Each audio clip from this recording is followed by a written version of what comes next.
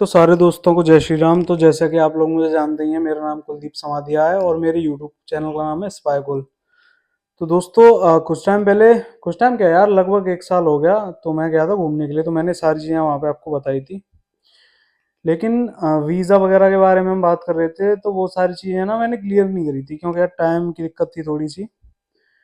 तो मैंने सोचा कोई नहीं, अब बता देता हूँ जो भी मेरी आइटनरी थी वो। तो भाई सोच के कुछ और गया था, लेकिन जो सोच के गया था वो चीज़ तो हो ही नहीं पाई। बीच में से लौटना पड़ा, क्योंकि तबीयत बहुत ज़्यादा ख़राब हो गई थी। तो मैं ये चाह रहा था कि भाई जो दिक्कत मुझे हुई वो किसी भी दूसरे भाई के साथ ना हो। क्योंकि आज के टाइम पे भाई बहुत से बंदे घूमने के लिए तो नहीं जा रहे, लेकिन ट्रैवल हिस्ट्री बनाने के चक्कर में बहुत जा रहे हैं। और इसी चक्कर में कभी कभी क्या करते हैं कि भाई इमिग्रेशन वाले पकड़ लेते हैं, वहाँ पे दिक्कत हो जाती है। तो मैं नहीं चाहता कि जो दिक्कत मैंने वहाँ पे झेली वो तुम्हें भी झेलनी पड़ी। इसलिए कुछ चीज़ें मैं बताऊंगा, उन चीज़ों को आपको ध्यान में रखते हुए ट्रैवल करना है। और जल्दबाजी की भाई कोई बात नहीं है, सारी चीज़ें बताऊंगा। तो भाई मैंने शुरुआत करी थी वियतनाम से। तो पहले मैंने ये सोचा था कि मैं क्या करूंगा कि पहले तो ये सोचा था कि थाईलैंड से होता हुआ जाऊं, लेकिन कुछ चीज़ें यार ऐसी हुई, मतलब यार, या तो ये मान लो कि मुझे इतनी जानकारी नहीं थी, बट फिर भी मैंने ट्राई करा। जो भी मेरा बेस्ट हो सकता था वो मैंने ट्राई करा कि हाँ इजी से इजी तरीका निकालूं और आप सभी दोस्तों के साथ शेयर करूं। बट यार अकेले होने के चक्कर में कुछ कंडीशंस ऐसे होते हैं कि दिक्कतें क्रिएट हो ही जाती हैं। बट कोई नहीं, फिर मैंने क्या करा कि भाई सबसे पहले शुरुआत करी सिंगापुर के वीज़ा से, क्योंकि मुझे सिंगापुर भी जाना था। अब वहां से वियतनाम जाता तो भाई वहां से दिक्कत होती, वहां से अप्लाई वगैरह कैसे करता। तो मैंने क्या करा कि वियतनाम जाने से पहले भाई 1 महीने पहले सिंगापुर का वीज़ा अप्लाई कर दिया मैंने। अब सिंगापुर का वीज़ा अप्लाई करने के लिए बहुत से लोग सोचते हैं कि हाँ घर पे कर सकते हैं, लेकिन कभी कभी दिक्कतें आ जाती हैं, क्योंकि वहां पे ना थोड़ी सी वो लोग चेक करते हैं कि तुम लोग क्या करते हो, जॉब वगैरह करते हो या खुद का बिजनेस है, टैक्स वैक्स भरते हो कि नहीं भरते, अकाउंट स्टेटमेंट वगैरह। तो भाई ये सारी चीज़ें बहुत इंपॉर्टेंट है अगर तुम ट्रेवल करने की सोच रहे हो तो। दूसरी चीज़ हम बात करते हैं शेंजन वीज़ा की। तो भाई बहुत से लोग क्या गलती करते हैं कि अभी हमारे इस 2024 में देखा होगा तुमने क्या करा था कि 1 लाख से ज्यादा भाई इंडियन जो हैं, मतलब रिजेक्शन आए थे शेंजन वीजा के लिए। अब वो क्यों आए, ये तो भाई मुझे पता है क्यों आए, या फिर ट्रेवल एजेंट हैं या फिर वीजा वगैरह का काम कर रहे हैं भाई उनको पता है क्यों आए।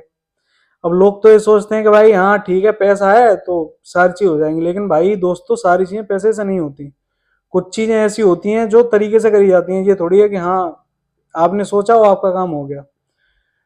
अब कुछ लोग बोलते हैं कि इंडियन पासपोर्ट की वैल्यू इतनी खराब है कि ये दिक्कत है वो दिक्कत है। हर जगह के जो बंदे हैं, जैसे अंग्रेजों को मान लो भाई, गोरों को, तो वो लोग क्या करते हैं कि तुरंत कहीं का भी लगवा लेते हैं। वैसे तो वीजा फ्री होते हैं उनके बहुत सारे, लेकिन कहीं का भी लग जाता है उनके पे। अब हमारे साथ दिक्कत क्यों है, दिक्कत इसलिए क्योंकि एक तो भाई हमारी जो जनसंख्या है इंडिया की वो सबसे ज्यादा है पूरी दुनिया के अंदर। दूसरी चीज जो हमें फेस करनी पड़ती है वो ये है, जैसे सपोज करो चाइना है, इंडिया हो गया, पाकिस्तान हो गया, बांग्लादेश हो गया, तो ये लोग क्या करते हैं कि भाई तारों के नीचे नीचे से गुजरते हुए जाते हैं।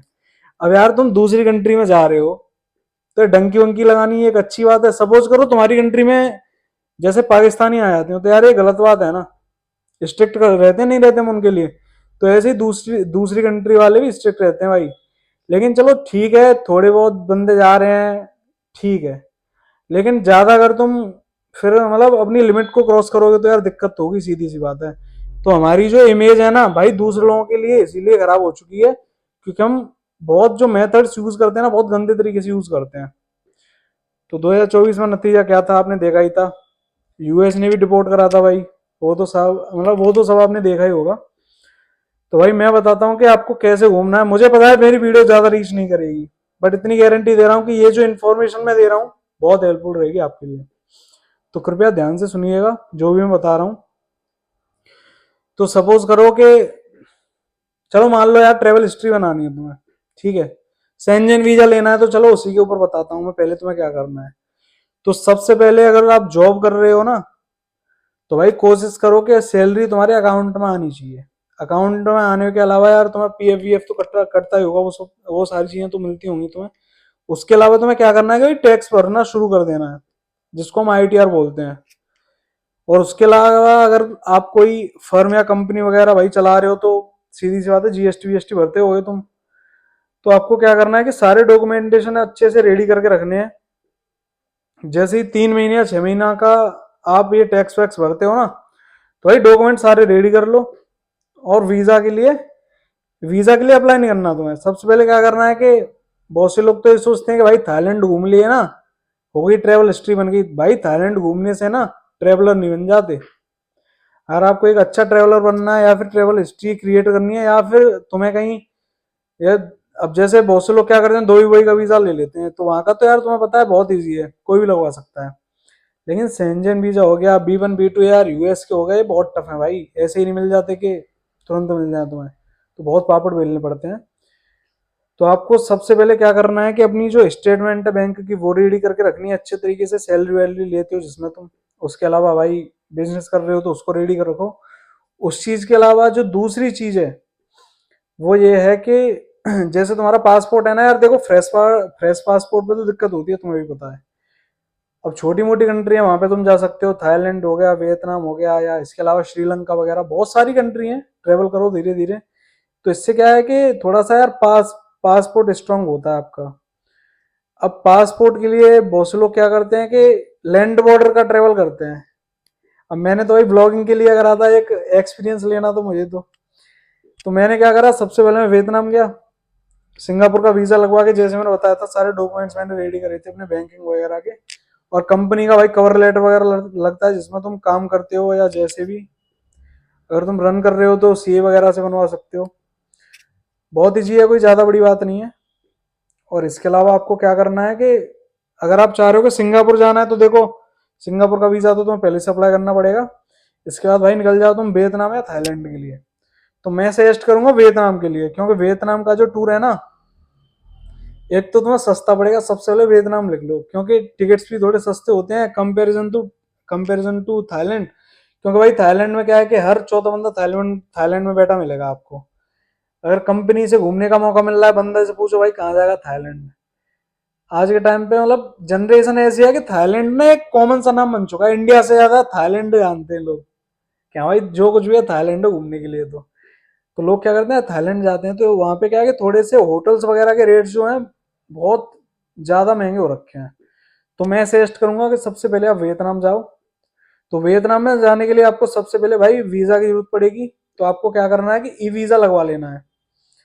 अब ये डिपेंड करता है भाई पासपोर्ट के ऊपर। अगर थोड़ी सी ट्रेवल हिस्ट्री ठीक है तो थोड़े ज़्यादा टाइम का मिल जाएगा, नहीं तो भाई आपको 15 दिन का भी मिल सकता है, 10 दिन का भी मिल सकता है, 1 महीने का भी मिल सकता है। तो मुझे मिला था भाई, मैंने सिंगल एंट्री वीज़ा लिया था ई वीज़ा, तो मुझे मिला था 1 महीने का। तो मैं सबसे पहले वियतनाम गया, वहां पे मैंने दनांग वगैरह एक्सप्लोर करा।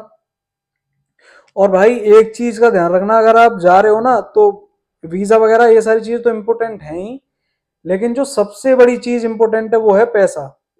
लोग क्या करते हैं कि INR यहाँ से लेके जाते हैं, वहां पे सोचते हैं कन्वर्ट कराएंगे अच्छी रेट मिल जाएगी। तो भाई लोकल में भी अच्छी रेट नहीं मिलती भाई। इंडियन रुपीस की जो वैल्यू गिरी हुई है ना वहां पे, इतनी गंदी गिरी है, सूंघता भी नहीं है कोई। लोग वहां पे डॉलर को या फिर यूरो वगैरह या पाउंड को पकड़ते हैं। तो कोशिश करना कि थोड़ा बहुत यहाँ से आप कन्वर्ट करा के जाओ थोड़ा सा पहले से, या तो डॉलर में या फिर यूरो वगैरह में, तो थोड़ा सा हेल्पफुल रहेगा। बाकी आप कार्ड वगैरह जो इंटरनेशनल कार्ड होते हैं भाई उनको यूज़ कर सकते हो आप। कार्ड यूज़ नहीं करने तो कैश कैरी कर सकते हो, वो आपकी इच्छा है। तो मैं सजेस्ट करूंगा कि डॉलर में या फिर यूरो में थोड़ा सा करा के जाएं। उसके बाद आपको क्या करना है कि भाई वियतनाम के लिए निकलना है। अब वियतनाम के लिए तो बाय फ्लाइट जा सकते हैं। तो आप वहां पे जाने से पहले होटल्स, मतलब होटल भी बुक करना पड़ेगा आपको, तो 3-4 दिन का कर लेना, क्योंकि जब आप चेक इन करते हो ना तो भाई वो लोग भी चेक करते हैं, उसके बाद जो इमिग्रेशन वाले होते हैं वो भी चेक करते हैं। तो वहां पे फंसने की दिक्कत है अगर आपने बुक नहीं करा। दूसरी चीज, अगर आप सोच रहे हो वहीं से कहीं दूसरी जगह जाने की, तो भाई वहां पे आपके पास दो ऑप्शन है, या तो रिटर्न टिकट करा लो या फिर डमी टिकट करा लो। तो मैं सजेस्ट करूंगा कि डमी टिकट कराओ, क्योंकि रिटर्न टिकट का यार पैसा फालतू का जाएगा, तो कोई फायदा नहीं है। तो डमी कराओ, सस्ती भी होती है। तो वहां से आप क्या करोगे कि दूसरी जगह के लिए निकल सकते हो, जैसे कि कंबोडिया हो गया, लाओस हो गया, तो पास पास में पड़ते हैं। तो या तो आप वियतनाम से लाओस के लिए निकल जाओ, और वहां पे भी आपको दिक्कत होगी लैंड बॉर्डर पे, क्योंकि भाई वो लोग चार्ज करते हैं 3,500 4,000 का वीजा होता है, स्टिकर वीजा। अब वो लोग आपसे 5-5 7-7 हज़ार मांगते हैं, जैसे मतलब आप उनको मैनेज कर सको। तो मैंने क्या करा था कि एक ट्रेवल एजेंसी को पकड़ रखा था, वहीं पे लोकल लोकल एजेंसी थी वियतनाम की। तो उन्होंने मुझे मतलब गारंटी दी थी कि हाँ हम आपका वीजा रन करवा देंगे, कोई दिक्कत नहीं है। तो भाई मैंने क्या करा कि जो लाहौर बॉर्डर है वहां से, उस बॉर्डर पे मैंने वीजा स्टिकर लगवाया था अपना। फिर वहां पे उन्होंने मुझे ड्रॉप करा, मैं बस से गया था। तो वहां पे ड्रॉप करा, उसके बाद मैंने बस पकड़ी वहां से दनांग से, वहां से सॉरी लाओस से। लाओस की राजधानी है वियंतियाने। तो मैंने वियंतियाने का जो होटल था पहले से बुक कर लिया था, होटल का नाम था रेनबो। तो भाई होटल पहुंचा तो भाई इतनी सारी दिक्कतें हुई कि मैं क्या ही बताऊं आपको। नाइट में स्टे करा हुआ था, तो भाई ये सारी चीजें आप पहले ही चेक कर लेना कि आप भी फंस फंसा जाओ मेरी तरह। तो मैंने क्या करा कि भाई होटल बुक करा था पहले से ही। अब भाई तीन चार बंदे वहां के लोकल थे, मतलब हॉस्टल तो काफी बड़ा था। लेकिन अब जो डॉर्मेट्री होते हैं ना, बेड्स वगैरह, तो भाई वो लोग क्या करते हैं कि लोकल बंदे भी यही घूमने आते रहते हैं, तो पता होटल स्टे स्टे लेते रहते हैं। तो भाई मैंने बुक कर दिया। अब वहां पे मेरे साथ क्या घटना हुई कि रात को भाई सारा खाली पड़ा था, मैं सो रहा था, लोकल बंदे आए मेरे बेड को हिलाने लग गए भाई। कोई ड्रिंक व्रिंक कर रहा था, कोई कुछ कर रहा था, मैं थोड़ा सा डर गया। सेल्फ स्टिक निकाली भाई मैंने, तो खींच के रख ली अपने पास। मैंने कहा भाई सिक्योरिटी अपनी अपने हाथ में। उसके बाद मैं नीचे गया, तो भाई मैंने चाहे उस पर बात करी काउंटर पे, तो भाई बोल वहां पे कोई था ही नहीं। दूसरे दिन मैंने अपना हॉस्टल ही छोड़ दिया। तो आपको इन चीजों की बहुत ध्यान रखनी है भाई, कि आप कौन सा मतलब हॉस्टल ले रहे हो या फिर होटल ले रहे हो। तो भाई अपनी आइटनरी कुछ ऐसी थी कि सिंगापुर का ई वीजा लिया मैंने, वियतनाम का ई वीजा लिया, जो कि सिंगापुर का पड़ा था भाई 3200 रुपये में उस टाइम पे। और लोग तो बहुत कुछ मांग रहे थे, लेकिन थोड़ी सी जानकारी थी तो भाई जो रेट थी वो मिल गई हमें। 200 रुपये उसने रख के दिए थे, क्योंकि 3000 के आसपास उसका भी खर्चा हुआ था। वो वियतनाम का ई वीजा था 2200 रुपये का, जो कि मैंने अपना खुद अप्लाई करा था। उसके बाद मैंने क्या करा कि भाई वियतनाम का होटल पहले ही बुक कर लिया, दनांग क्या पहुंच गया वहां पे। तो वहां पे एक रेस्टोरेंट था भोजन इंडिया, सॉरी हाँ भोजन इंडियन करके था, एक एक फैमिली इंडियन रेस्टोरेंट था। तो वहां पे मैंने दो ट्राई करे थे दनांग के अंदर, काफी अच्छी सर्विस लगी वहां पे मुझे। उसके बाद मैंने लाओस का आपको बता ही था, तो जो होटल था ना रेनबो करके लाओस वियंतियाने में, तो भाई वहां पे फंस गया मैं। तो भाई मॉर्निंग में मैंने चेकआउट कर दिया। अब भाई मैं सोच रहा था कंबोडिया जाऊं कि ना जाऊं, क्योंकि मैंने यूट्यूब पे कुछ वीडियो देखे। भाई कुछ लोग तो डरा देते हैं कि हाँ ये कर दिया वो कर दिया, लेकिन भाई थोड़ा बहुत तो सच होता ही है कहीं ना कहीं। तो वहां पे एक भाई मिला था मुझे, दिल्ली का ही था वो। यहाँ का क्या नाम है, जगह का नाम याद नहीं आ रहा, वो लोनी का, हाँ लोनी का था एक भाई। तो उसने बताया कि मैं कंबोडिया होके आया हूँ, कोई दिक्कत नहीं है, बॉर्डर पे वो थोड़ा सा पैसा वैसा ले लेते हैं। मैंने कहा कोई नहीं, चलो थोड़ा बहुत लेंगे भाई, झेलेंगे और क्या है। तो दोस्तों यार जो जर्नी रही ना यार, मतलब अलग ही रही, डिफरेंट। एक्सपेक्टेशंस कुछ और कर रहे थे, हुआ कुछ और। तो मैंने इस बीच में भाई जो एयरलाइन थी वो यूज करी थी, वीएच जेट यूज करी, वीएच जेट यूज करी थी मैंने यहाँ से इंडिया से साइगोन जाने के लिए, होचिमिन जाने के लिए। फिर वहां से एक लोकल एयरलाइन थी होचिमिन से दनांग जाने के लिए, तो वो मैंने दो यूज करी थी भाई यहाँ से एयरलाइन। तो ऐसे करके वहां पे मैं पहुंचा। अब भाई लाओस में रुका था मैं। तो भाई मैं लाओस में रुका था वियंतियाने में, लाओस की राजधानी है वियंतियाने। तो वहां पे एक रेस्टोरेंट था, क्या नाम है, लिटिल इंडिया करके था भाई। तो वहां पे क्या था कि मतलब इंडियन खाने के अकॉर्डिंग सही मिल रहा था, तो मैंने ट्राई करा वहां पे, ठीक लगा। तो भाई पाक से बॉर्डर होते हुए मैं स्टंग ट्रंग होते हुए उधर गया था मैं कंबोडिया में। कंबोडिया में सेम रीप में रुका था, मतलब पहुंच गया था यार, काफी दिक्कत हुई वहां पे भी। बस बस लोकल यूज करी वहां पे। फिर उसके बाद एक कैब वगैरह यूज करी। कैब का एक ऐप आता है, शायद मेरे पास पड़ा होगा, देखो बताता हूँ आपको। शायद हटा दिया मैंने। तो वहाँ पे वो सिर्फ वही एक ऐप होता है, वो काम करता है। आप अब जैसे दूसरी जगह जा रहे हो, तो दूसरी जगह के लिए यार जैसे थाईलैंड वाईलैंड हो गए, वहाँ पे तो ये है कि बहुत सारी चीज़ें काम कर जाती हैं। तो भाई स्ट्रंग ट्रंग बॉर्डर से मैं सेम रिप कम्बोडिया गया था। तो वहाँ पे क्या हुआ कि जैसे चेक पोस्ट होते हैं ना, जैसे मान लो कि सिंगल एंट्री वीज़ा था, मैंने आपको बताया था मेरा वियतनाम का, तो उसी तरीके से लाओस का जो मिला था बॉर्डर पर स्टिकर, वो भी सिंगल एंट्री था मेरा। उसके अलावा कंबोडिया के लिए गया था, तो भाई वहां पे क्या करा, चेक पोस्ट वालों ने $5 मांग रहा था भाई कि स्टैंप लगाने के, बॉर्डर एग्जिट करने के, जो कि फ्री ऑफ कॉस्ट होता है, वहां पे कोई चार्ज नहीं लगता। मैंने $1 पहले उससे ठुकवा लिया भाई स्टैंप, $1 पकड़ा के भाग गया मैं। अब भाई कंबोडिया के बॉर्डर पर आ गया। वहां पे जो चीजें मेरे साथ भाई घटित हुई थी ना, कि मैं नहीं चाहूंगा कि मेरे किसी भी भाई के साथ हो। अब तुम ये मान लो कि एक क्रिमिनल होता है ना, उसको कैसे ट्रीट करा जाता है। अपने थाने वाने में देखा होगा आपने, बहुत गंदी तरीके से बिहेव करते हैं। तो भाई मेरे साथ क्या करा, दो फॉरनर्स थे, मतलब दोनों यूके के थे भाई। तो मैंने उनसे बोला कि भाई मुझे थोड़ी सी इनका बॉर्डर का आइडिया नहीं है, अगर कोई अगर तुम्हें यहाँ का कुछ पता हो तो मुझे बता देना। तो भाई उन्होंने बोला कोई दिक्कत नहीं है, जैसे हमारे पे स्टैंप लगेगा वैसे तुम्हारे पे टुक जाएगा, क्या दिक्कत है, स्टिकर ही तो लगेगा। मैंने कहा ठीक है। तो भाई वहां से हम, मतलब 3 बंदे थे साथ में चल लिए, स्टैंप ले लिया एग्जिट का। अब एंट्री के लिए गए कंबोडिया में, ईस्टर्न ट्रंक वाला जो बॉर्डर है वहां पे, ऐसा ही कुछ नाम है, हो सकता है कि मिस्टेक हो रही हो बोलने में, बट ऐसा ही कुछ नाम है। तो भाई वहां पे क्या हुआ कि जो इमिग्रेशन वाले थे उनसे पूछा कहाँ से हो के, उन्होंने बताया यूके से। पासपोर्ट देखा उन्होंने, स्टिकर ठोका, बंदे निकाल दिए, सिर्फ जो चार्ज होता है वीजा का वो लिया।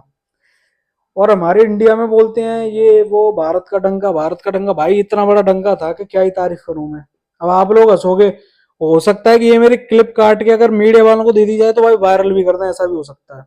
अब होगी वायरल नहीं होगी ये मुझे नहीं पता, या कोई काटेगा नहीं काटेगा मुझे नहीं पता, बट एक डार्क रियलिटी बता रहा हूँ जो इंडिया वालों को पता ही नहीं है। वो तो ये सोचते हैं कि भाई विश्व गुरु भारत, विश्व गुरु भारत। अब मैं बताता हूँ विश्व गुरु कितना है भारत। ठीक है, मैं भारत से हूँ भाई, मैं भी भारत को प्यार करता हूँ, भारत में रह रहा हूँ मैं भी। ठीक है, तो सबसे पहले इंडिया फर्स्ट है अपना। तो वहां पे मेरे साथ क्या हुआ कि अभी तक तो यार ये था कि बीजेपी कांग्रेस ये बढ़िया ये गंदी, भाई किसी ने झंडे नहीं उगाड़े आज तक। रियलिटी तो ये है, बाहर जाके देखो जब पता चलेगा, थाईलैंड घूमने से ट्रेवलर नहीं बनते। तो मेरे साथ वहां पे ये हुआ कि मेरा जैसे ही पासपोर्ट देखा भाई इमिग्रेशन वाले ने, सबसे पहले हंसने लग गया, दिस इज इंडियन इंडियन करने लग गया। भाई मुझे तो हंसी आ रही, एक तो वहां पे एक टेंशन हो रही, पता नहीं चला हंस क्यों रहा है। अब एक तो सबसे बड़ी दिक्कत मैं फेस कर रहा था कि वो लोग इंग्लिश नहीं जानते अच्छे तरीके से, पढ़े लिखे होते हैं नहीं होते पता नहीं, लेकिन इंग्लिश नहीं आती उनको, जो इमिग्रेशन पे बैठे हुए हैं। चलो ठीक है, वहां पे भी थोड़ा सा, चलो इस चीज को छोड़ते हैं। भाई मेरे पास 1.5-2 लाख रुपए कैश पड़ा था, इंडियन रुपीज। उसके अलावा कुछ डॉलर्स पड़े थे मेरे पास, ऐसे कुछ थे, 250-300 डॉलर्स के आसपास पड़े थे। उसके अलावा क्रेडिट कार्ड डेबिट कार्ड पड़े थे भाई, उनमें भी अच्छा खासा कैश था, मतलब अच्छा खासा यार, मतलब पैसे वैसे सही डले थे उसमें भी। अब भाई किसी कंट्री में तुम जा रहे हो, बड़ी कंट्री में, तो ठीक है वहां पे डिमांड ज्यादा करते हैं, लेकिन भाई मेरा जो सिस्टम था यार इतना था कि मैं सेंजन वीजा भी लगवा सकता हूँ, सोचो तुम। अब उस बंदे ने क्या करा कि बोला कि तुम्हारे पास कितना कैश है, मैंने बोला कि इतना है मेरे पास। अब बोलने लग गया कि भाई इससे काम नहीं चलेगा, तुम्हारे पास ना जो लाओस की करेंसी है ये चाहिए यहाँ पे, लाओशियन, लाओस की शायद किप चलती है, ऐसे कुछ चलता है यार, याद नहीं आ रहा मुझे अभी। तो उसने बोला कि ये चाहिए और इतनी चाहिए। मैंने कहा यार ये तो नहीं है, लेकिन तुम मुझे वीजा तो लगाओ कम से कम, जो पैसे हैं मैं दे रहा हूँ तुम्हें। मैंने कहा अंदर जाके एटीएम वगैरह से निकाल लूंगा मैं, कोई दिक्कत थोड़ी है पैसे वैसे की। रोक ले भाई उसने तो। अब उसके बाद क्या करा कि भाई एक दूसरा जो ऑफिसर था इमिग्रेशन का वो आया रूम में ले गया भाई, कुर्सी कुर्सी पे बिठाया मुझे, पूछने लग गया कि कहाँ से आए हो, कहाँ से ट्रेवल कर रहे हो ऐसे ऐसे। 1 घंटे 1 घंटे से ऊपर उसने बैठाया मुझे, पूछता रहा भाई, जानकारी सारी उसने ले ली मेरी। उसके बाद दूसरा ऑफिसर आया इमिग्रेशन का भाई, एक ऑफिस में ले गया, बिठाया, सारे कपड़े वपड़े तक उतरवा के चेक करा, जैसे एक गैंगस्टर को करते हैं ना इंडिया में चेक, उस तरीके से चेक कर रहा था मुझे, जबकि मेरी सारी चीजें अच्छे तरीके से। भाई सिंगापुर का वीजा भी दिखा दिया था कि देख यहाँ से फ्री होकर सिंगापुर भी जाऊंगा, फिर भी बंदा ट्रस्ट ना करे। उसके बाद कह रहा कि किस कंपनी में काम करते हो, मैंने कहा कंपनी देख तू। कंपनी दिखा दी, कंपनीज की फोटोज दिखा दी, और मेरी क्या पोजीशन है, क्या काम करता था, सैलरी स्लिप कितनी है मेरी, क्या सैलरी है, लोकेशन कंपनी कहाँ है, मेरा घर कहाँ है, भाई उसे गूगल पे एक एक चीज मैंने दिखा दी। बंदा फिर भी बात बात बढ़ाया जा रहा। भाई मैं समझ नहीं पा रहा था कि ये लोग इतना ड्रामा क्यों कर रहे हैं, क्योंकि उनको पैसा खींचना था मेरे से। इंडियन से भाई मांगते हैं, इंडियन हो गए, पाकिस्तानी हो गए, बांग्लादेशी हो गए, इन लोगों को ये डराते हैं। तो भाई मैं नहीं डरा वहां पे, लेकिन थोड़ी सी हेजिटेशन तो हो ही रही थी। ज्यादा से ज्यादा साला क्या करता, डिपोर्ट करता, इंडिया आ जाते और क्या ही होता। लेकिन वहां पे ऐसी कंडीशन हो गई थी कि मुझे लगा कि साला बीच में ही ना फंसा दे कहीं, क्योंकि वियतनाम वालों ने एग्जिट दे दिया, अब ये एंट्री नहीं दे रहे मुझे, मैं तो बीच में फंस गया भाई। अब इस बीच में मैंने क्या करा, उससे बात करी कि अब यहाँ से मुझे क्या करना होगा कि जिससे आप मेरा वीजा लगाओगे। अब भाई एक और तीसरा बंदा आ गया, वो दूसरे रूम में ले गया इमिग्रेशन वाला। अब वहां पे उसने बोला कि देखो किसी को बोलना मत, ये जो हम पैसे वैसे आपसे लेंगे आपस में थोड़ा बहुत बांट लेंगे, ऐसे ही थोड़ा बहुत कमा पाते हैं हम इसी तरीके से। तो भाई जो वीजा जो लगना था उसकी वैल्यू थी ऐसे कुछ 4 साढ़े 4 हजार के आसपास। बंदे ने 12 हजार कुछ रुपए मुझसे ऐंठे भाई, नहीं दूंगा तो बॉर्डर पे फंस गया। मुझे और आगे भी जाना है, एक्सप्लोर करना है, क्योंकि भाई मैं तो यही चीज चेक करने के लिए गया था। और दूसरी चीज भाई मैं ट्रेवल कंसल्टेंट हूँ, तो थोड़ा सा मेरा काम भी ऐसा ही है, तो मुझे देखना था कि एक्चुअल में ट्रेवल में क्या क्या होता है, दुनिया में क्या क्या है। अब मेरी जर्नी यहीं पे खत्म नहीं हुई, अब यहाँ से और आगे जाएगी अभी धीरे धीरे, देखना आप भी सोचोगे कि क्या क्या हुआ था। अब वहां पे उसने 12 हजार कुछ ऐसे ही, मतलब इंडियन रुपीज के अकॉर्डिंग उसने ले लिया मुझसे डॉलर वॉलर। अब भाई उसके बाद वीजा लगा दिया। बार बार बंदा एक ही चीज बोले कि जो मेरे ऑफिसर्स हैं इनको कुछ मत बोलना, आपका वीजा लग चुका है, आप वीजा लगाओ जाओ, बाहर किसी को मत बोलना। मैंने कहा ठीक है, तो वीजा लगा पहले। तो 3 घंटे 3.5 घंटे करीब मेरे खराब कर दिए थे, बल्कि ज्यादा भी हो सकता है। तो मैं ये मान लो कि बाहर आके रो आया था कि यार ऐसी कंडीशन है। फिर मुझे लगा कि यार हमारी ये जो गवर्नमेंट है, मोदी मोदी, राहुल गांधी, ये वो इतना नाम चलता है, मतलब एक तो इंटरनेशनल लेवल पे क्या काम कर रहे हो। कनाडा हो गया तुम्हारा, यूनाइटेड किंगडम हो गया तुम्हारा, ठीक है, यूएस हो गया यार, इनमें नाम चलाने से काम चल जाएगा तुम्हारा। दुनिया छोटी थोड़ी ही है, छोटे कंट्री तुम्हारी वैल्यू नहीं कर रहे। इंडियन पासपोर्ट की जीरो वैल्यू है अगर दूसरी कंट्रियों में जाके देखो तो। और गलती देश की भी नहीं है, गलती देश के लोगों की है, नाम इतना खराब कर रखा है। डंकी मार मार के जाएंगे तो भाई वो लोग अवार्ड थोड़ी देंगे हमें। तो एक ये भी दिक्कत है। बट फिर भी मैं चाहता हूँ कि ये चीज ना हमारे लीडर्स को देखनी चाहिए कि बाहर अगर कोई बंदा जा रहा है तो उसके साथ ये दिक्कत ना हो। ब्रिटिश पासपोर्ट वाले के साथ भाई कोई दिक्कत नहीं है, तुरंत वीजा ठुक गया, ऐसा उसके साथ क्यों हुआ? अच्छी छाप बना रखी है ना भाई उन्होंने, क्या ट्रेवल अच्छे से करते हैं। भाई उसके पास $100 है, $100 के अलावा उसके पास खाने पीने की भी एक चीज नहीं। और तुम 20 लाख रुपए जेब में लेके घूम रहे हो ना, जीरो वैल्यू तुम्हारी, जीरो, कोई सूंघेगा नहीं तुम्हें। तो बस इतनी रिक्वेस्ट है कि जो भी चीज कर रहे हो पहले सोच समझ के करो। बॉर्डर पे जाओ, घंटा कोई डर नहीं है, अगर कोई कह रहा है यहाँ फंस जाओ, भाई कोई फंसने का झंझट नहीं है। बस एक चीज ध्यान रखना कि डॉक्यूमेंटेशन जो तुम्हारे हो एक्यूरेट है, सही होनी चाहिए, उसमें कोई मिस्टेक नहीं होनी चाहिए। अब मैंने भाई वीजा ठुकवा लिया, निकल गया सीएम रीप के लिए। वहां पे कार एजेंसी थी भाई, उसने 4 5 गाड़ी चेंज कर करके पहुंचाया था मुझे धीरे धीरे करके। और मैंने बुक करी थी 12 गो ऐप करके एक आता है, वहां से ट्रेन टैक्सी वगैरह आप बुक कर सकते हो। ये कोई एडवर्टाइजमेंट नहीं है, जस्ट मैं आपको बता रहा हूँ, क्योंकि भाई अभी इतनी सारी रीच नहीं आ रही कि कोई मुझे अपना ऐड देगा, ठीक है। तो भाई ऐसे करके काम हुआ, धीरे धीरे वहां पहुंचा। अब वहां से मैंने देखा कि अब यहाँ से कैसे निकलूँ थाईलैंड के लिए। तो भाई मैंने रूट वूट वहां पे जनरेट करा अपना। तो वहां से फिर मैं थाईलैंड बॉर्डर के निकल निकल गया, 2 3 दिन रुक के कंबोडिया में। थोड़ा बहुत लोकल में घूमा भी था, वहाँ के बंदों मतलब कल्चर को देखा, वहाँ के लोग कैसे काम करते हैं, ट्रैफिक व्रैफिक कैसे क्या।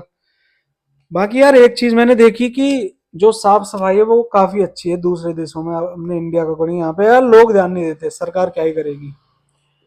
फिर मैं थाईलैंड पहुंचा तो भाई थाईलैंड बॉर्डर पकड़ लिया उन्होंने, इमिग्रेशन वालों ने।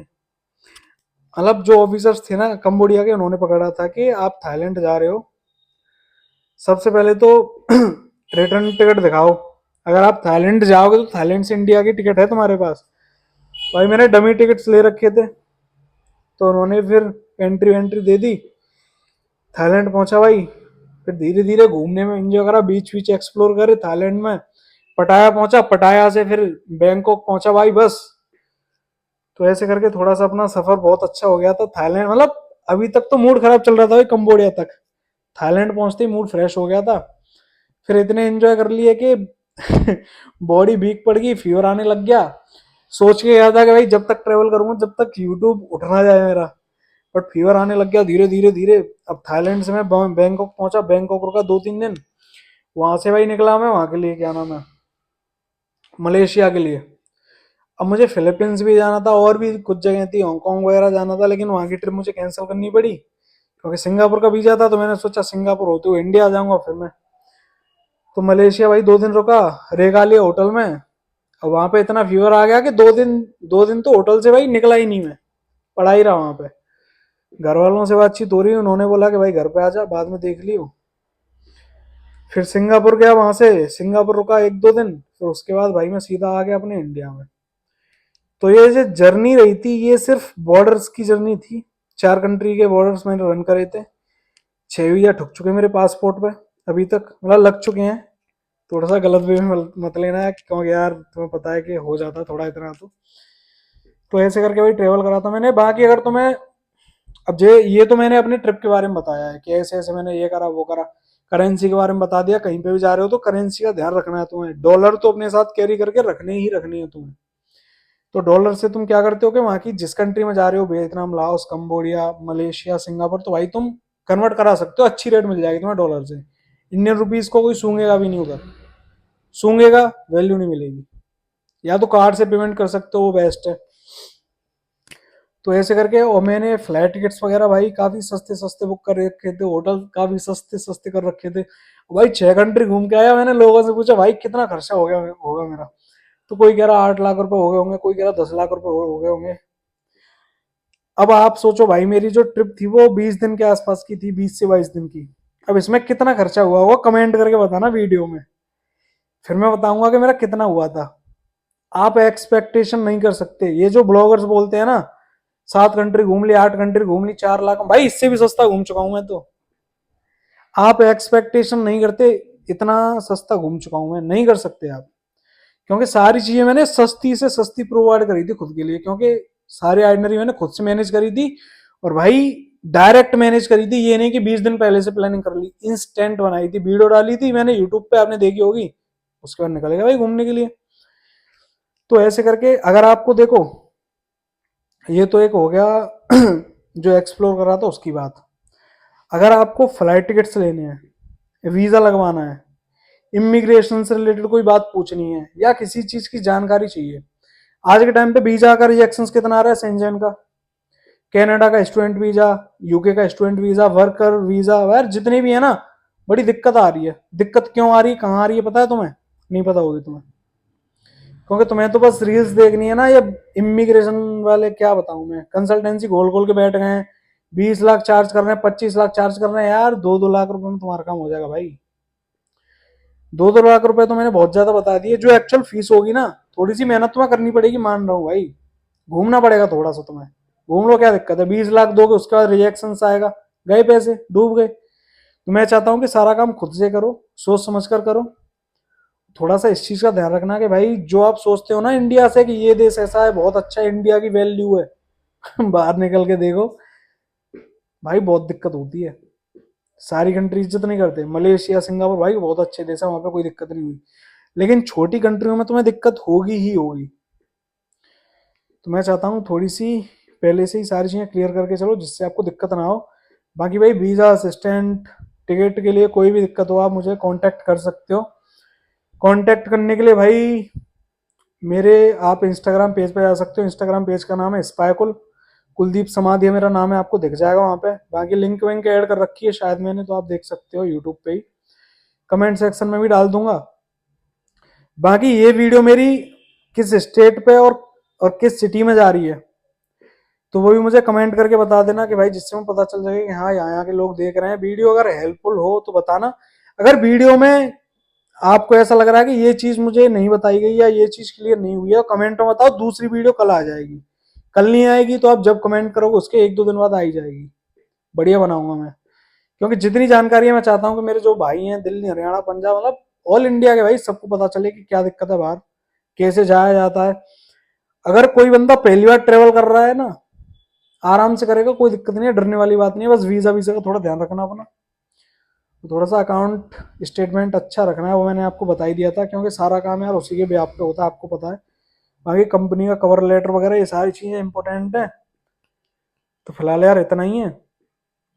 और इसके अलावा यार 1 लाख लोगों का जो रिजेक्शन आया था वो मुझे बड़ा गलत लगा, क्योंकि बंदे इतने वेले हो चुके हैं इंडिया के, ये ध्यान ही नहीं दे रहे अपने ऊपर। और बाकी सारा दोष खुद को या सरकार को मत दो, दोनों का दोष है भाई, हमारा भी है कि हमारे इंडिया के लोग डंकी मार मार के जाते हैं, इसमें हम प्राउड फील करते हैं, तो इसकी वजह से हमें इतनी दिक्कत होती है ना ट्रैवल करने में भाई, बहुत ज़्यादा। तो सभी से रिक्वेस्ट है कि कोई गलत कदम मत उठाओ भाई, डंकी वंकी रूट को ज़्यादा यूज़ मत करो। अगर आप डंकी, सपोज करो आप डंकी रूट यूज़ कर रहे हो भाई, एजेंट को पैसे देते हो, फंसते हो, जान को खतरा होता है, पूरा मरने का खतरा होता है। वहां पे आप 20-50 लाख रुपए दे के जाओगे भाई, गारंटी दे रहा हूँ 20 से 25 लाख रुपए में पीआर लग जाएगी तुम्हारी, पीआर लग जाएगी, कनाडा की, यूके की, यूरोप की लग जाएगी भाई, बड़ी बात नहीं कर रहा मैं। लेकिन सारे काम तरीके से करने पड़ेंगे। अब मेरा भी फिलहाल मन नहीं है जाने का बाहर, अगर जिस दिन मन होगा ना निकल जाऊंगा, क्योंकि पता है कैसे करना है, खुद से करूंगा, एजेंट पे डिपेंड नहीं हूं मैं। तो बस इतनी रिक्वेस्ट है कि जो भी काम कर रहे हो भाई खुद से करो। बाकी मैंने बता दिया, कोई भी दिक्कत आए वीजा वगैरह की तो आप मुझसे पूछ सकते हो, मेरे इंस्टाग्राम पे कमेंट करके पूछ सकते हो, मैं रिप्लाई तो करूंगा। अगर कोई कमेंट करेगा मेरे यूट्यूब चैनल पे, रिप्लाई करूंगा मैं, तुरंत करूंगा। तो कोई दिक्कत नहीं भाई, सारे भाइयों को जय श्री राम, सत श्रीकाल, नमस्ते। मिलते हैं आगे की वीडियो में। एंड सपोर्ट करना, जो चीज मैंने बताई थी कि भाई सरकार ये वो, ये डार्क रियलिटी है, फिर भी एक बार मैं दोबारा से बता रहा हूँ, जो मैंने बात क्लिप में बोली थी। बाहर हमारे पासपोर्ट की इतनी गंदी वैल्यू है ना, बता नहीं सकता मैं, कुत्तों जैसी वैल्यू करते हैं इंडियंस की, अब इससे ज्यादा मैं क्या बोलूंगा। तो भाई सरकार को इस चीज पे भी ध्यान देना चाहिए कि ये जो फालतू का वो शोर मचा रखा है ना, डंका डंका डंका, डंका से कुछ नहीं होगा, काम करना पड़ता है ग्राउंड लेवल पे। तो शिक्षा को सुधार करो, जब शिक्षा को सुधार होगा ना तो लोग अपने आप सुधर जाएंगे भाई। तो मेन यही है कि थोड़ा सा इस चीज पे ध्यान देना चाहिए। और बाकी हाँ भाई, थोड़ा सा आप ट्रेवल करने पे ध्यान दो, अगर ट्रेवल कर रहे हो ना तो ज्यादा से ज्यादा ट्रेवल करो। ये नहीं कि थाईलैंड हो गया यार, थाईलैंड तो हर तीसरा बंदा जा रहा है, दूसरा बंदा जा रहा है। नई नई चीज एक्सप्लोर करो ना, बहुत सारी कंट्री घूमने के लिए सस्ती से सस्ती पड़ती है, तुम वहां पे नहीं जाते, ओवर क्राउडेड हो रखा है, वहां पे जा रहे हो तुम घूमने के लिए। मैं ये नहीं कह रहा कि थाईलैंड मत जाओ, थाईलैंड जाओ यार, लेकिन उसके अलावा और भी अच्छी अच्छी जगह वहां पे भी जा सकते हो। तो ठीक है भाई, मिलते हैं आगे की वीडियो में। अगर बाकी कोई भी हेल्प हो, चाहिए हो, बता देना भाई, तुम्हारा रेडी है 24x7, जितनी हो पाएगी उतनी मैं बताऊंगा। बाकी देखते हैं कब ट्रेवल करेंगे हम, लेकिन अब जब भी करेंगे तो भाई नॉन स्टॉप फिर दोबारा से कोशिश करेंगे कि अच्छे तरीके से करें। तो भाई कभी कभी नज़र भी लग जाती है, तो हम गए थे ट्रेवल करने के लिए, तो कह सकते हैं कि इतनी नजर लगी कि फीवर पे फीवर आने लग गया, तो भाई रुक गया। तो भाई सारी बातें अपने खास लोगों को मत बताया करो, बैग पैक करो, चुपचाप निकल जाओ, अगर जिंदगी में खुश रहना है तो। ये उद्देश्य है जिंदगी का, और कुछ नहीं है। तो ठीक है भाई, मिलते हैं, जय श्री राम, राधे राधे।